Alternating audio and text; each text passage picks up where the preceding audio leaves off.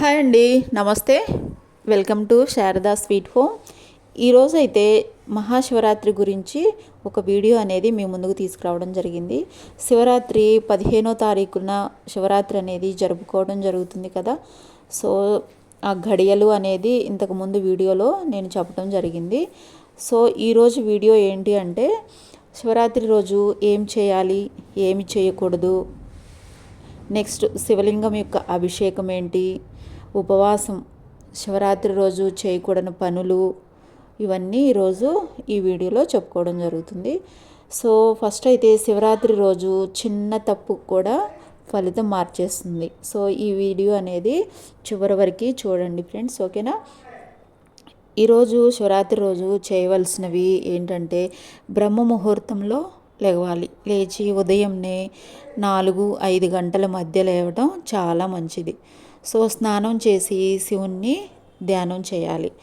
శివలింగం యొక్క అభిషేకం అనేది నీటితో కానీ, పాలతో కానీ, తేనెతో కానీ, బెల్లం నీరుతో కానీ శివుని యొక్క లింగానికి అభిషేకం అనేది చేస్తే చాలా చాలా మంచిదని చెప్పడం జరుగుతుంది.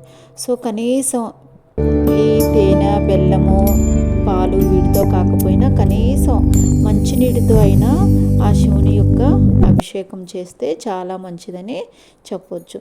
సో కానీ గుర్తుంచుకోండి, శివుడు ధనాన్ని కాదు భక్తిని చూస్తాడు. ధనాన్ని అనేది ఆ శివుడు చూడడండి, భక్తిని అనేది చూస్తాడు. సో జపం అనేది ఓం నమ శివాయ, ఓం నమ శివాయ అనేది జపము 108 సార్లు, లేదా వీలైతే జపమాలతో అందరూ ఇళ్లలో ఈ రోజుల్లో ప్రతి ఒక్కరి దగ్గర జపమాల ఉంటుంది కదా. సో ఆ జపమాలతోటి 108 సార్లు ఓం నమ శివాయ అనే జపంతో 108 సార్లు చేస్తే చాలా మంచిదని చెప్పుకోవచ్చు. నెక్స్ట్ ఉపవాసం, శక్తి ఉన్నవారు ఉపవాసం అనేది పలహారాలు, పాలు, నీరు ఇవన్నీ తీసుకోవటం జరుగుతుందన్నమాట. ఉపవాసం అంటే ఆకలితో కాదు, ఆలోచనల శుద్ధి అని చెప్పవచ్చు. రాత్రి యొక్క జాగారం, భజనలు, శివపురాణం, ధ్యానం ఇవన్నీ రాత్రి జాగారం అనేది చేస్తూ ఉంటారు. కనీసం కొంత సమయం అయినా మేలుకొని ఉండాలి. శివరాత్రి రోజు చేయకూడని పనులు, మాంసాహారం తినడం, మద్యం వీటికి దూరంగా ఉండాలి.